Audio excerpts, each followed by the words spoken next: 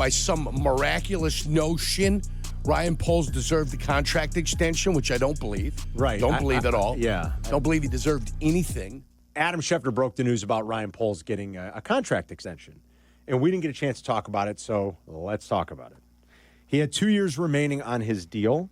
He has been extended to match the contract of Ben Johnson, which, like, in theory, I understand why you'd want to do that. You're tying the two of them together.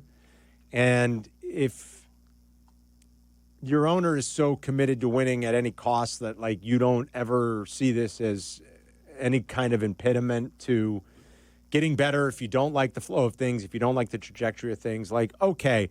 But I think it's a fair enough question with 2 years remaining to ask why. Other than the obvious of, well, you want to have them on the same timeline. And we can go through hits, misses, his entire body of work. There has been some good. There's been a lot of bad. But at the end of the day, since Ryan Poles took over here, and this is not like a massive critique against Ryan Poles. Am I generally content with him being the general manager of the team I like most in the NFL? I suppose. There have been some good things. But at the end of the day, since he took over, the Bears have the second worst record in the NFL. And you can't hide from that. They're 15-36. I don't know what about that says contract extension. I don't know what about that record says competency. The only team worse is the team he kind of maybe took advantage of a little to the Carolina Panthers, and that's the Carolina Panthers. And like maybe Carolina has the last laugh when this is all said and done if Bryce Young actually turns out to be a player. I will have to wear that as a big L because in September of last year, when they replaced him, just watching him the first couple of weeks, I was like, ain't no way, no how. That kid cannot play. And forget about the diminutive size and everything else. If you watched him play, it was like he can't play. Yep. And then all of a sudden, he sat for 6 weeks, I believe. Yeah, something like that. And he came back and was like, wait a minute, can Bryce Young play? He came back and led my fantasy team into the championship game along with his little buddy, Chubby Hubbard. So I'll wear it as an all-time L if that's the case, but that won't do anything to really ultimately benefit the Bears. It came out of nowhere. Yes, it did. It came out of nowhere. So when somebody says, is there a benefit to sitting sometimes? The answer is yes. There could possibly be a benefit to sitting and watching and swallowing your pride a little bit and trying to actually figure out what might or might not be going on out there. Maybe you're right. And that's proof positive case number one. Yeah. If you had to say that's a landmark case and a landmark decision, there it is. Yeah, you could be right about that. Aaron Rodgers would be crystal clear. Aaron Rodgers would be crystal clear. You're right. And then I'd give you 1,000 cases out there where sitting probably help you a little bit more, but there's also cases where a guy hit off the bat. Absolutely. And went crazy. Yeah, or struggled early, played, and was still great. Like we've documented this. There's more than one way, to skin a cat. And so that poor cat. I'm still somewhat skeptical about Bryce Young, but maybe I'm just clinging to that because I was like, he stinks. And the back half of the season was much better for him. But I don't know what in the record would say contract extension. Is it just simply you want to get him on the same timeline as your coach? And Bears fans, are you okay with that? If in 2 years there continues to be a troubling track record and the McCaskies don't care and say, well, all right, we'll have to eat some more contract, but this isn't the general direction that we want to be trending, and we'll find a new general manager, and you just keep spinning your wheels. I don't know if I necessarily like that, but if they're not afraid by the length of the contract or what's still owed, I guess it doesn't matter at the end of the day. But it's to me, with 2 years left and a track record that is somewhat sketchy and the second worst record in football, like, what is it that screams you have to reward that general manager? So if I look at this, and now they've rewarded him. They've done it. So they've got to be hitting like the Lions are hitting in 2028, or that's the year you get rid of them. Do you know what I'm saying?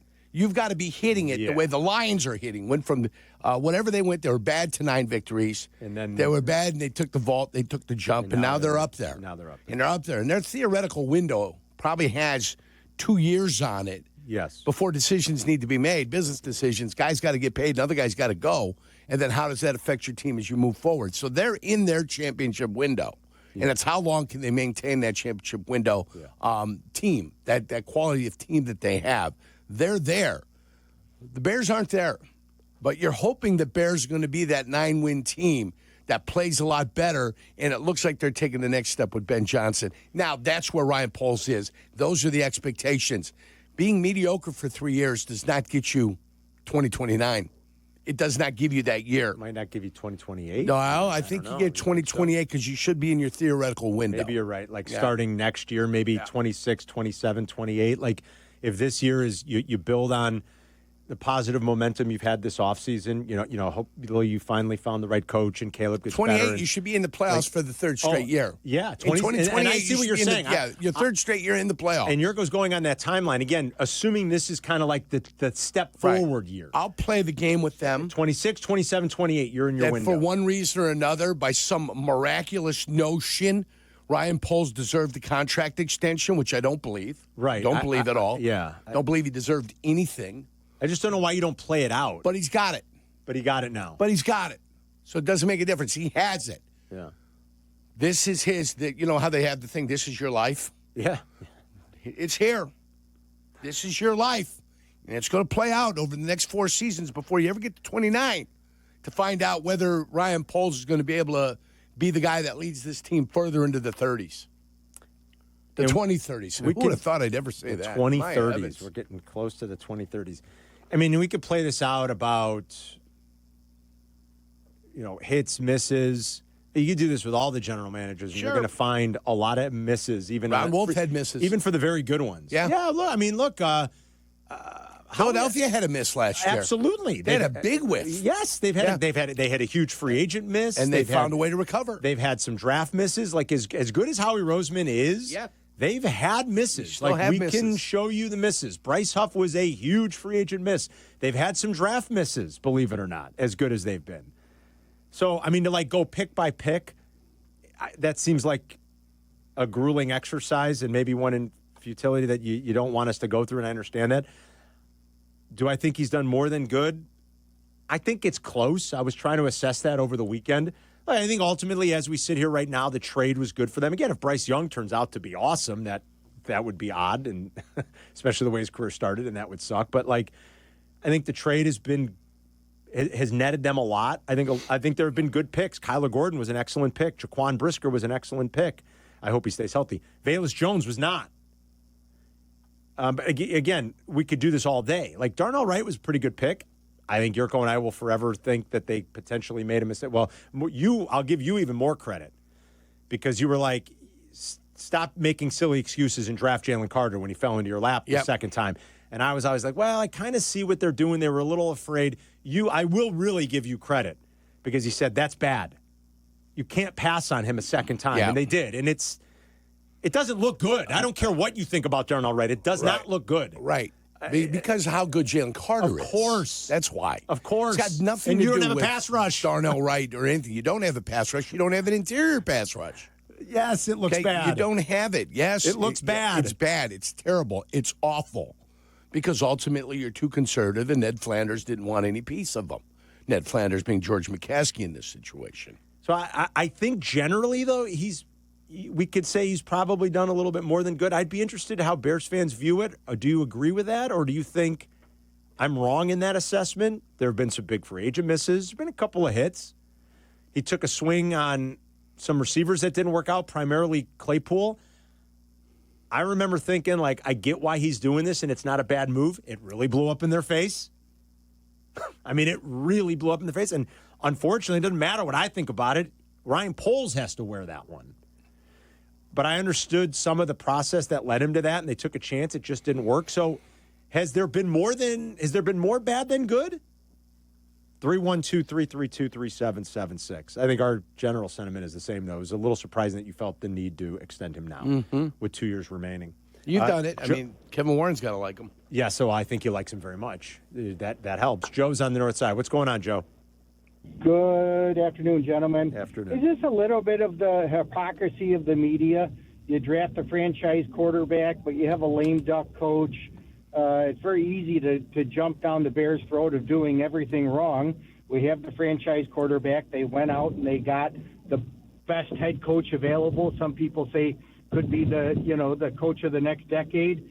They extend the general manager, so everything lines up. Aren't the Bears doing what everybody has complained that the Bears have never done? Yes, Ryan Poles has had some hits and misses. My biggest knock on Ryan Poles is a lack of aggressiveness in the lower rounds of the draft. The higher rounds, you have to wait and see how things play out. The lower rounds, get aggressive, go get your guy, especially running back this year, in my opinion. Cam Skattebo, I think, is going to be a great running back. But the Bears have done what everybody has been complaining about the Bears not doing. Well, certainly Isn't the coach. it, Certainly going out and being aggressive and making sure that you won the battle to get the coach. I think you're right on that, Joe. I hope that all works out. I think it will, but we've been here before and we've been wrong before. I think that will work out. That'll be a very positive move on the good side of things for Poles and the organization as a whole, being as aggressive as they were to go out and get him. That is true. Dean's downtown. What's up, Dean? Hey, guys. I would be more concerned if Kevin Warren wasn't over there running things at Hallett. I understand the points that everyone's making. I heard this morning, and I heard you guys and some of the callers.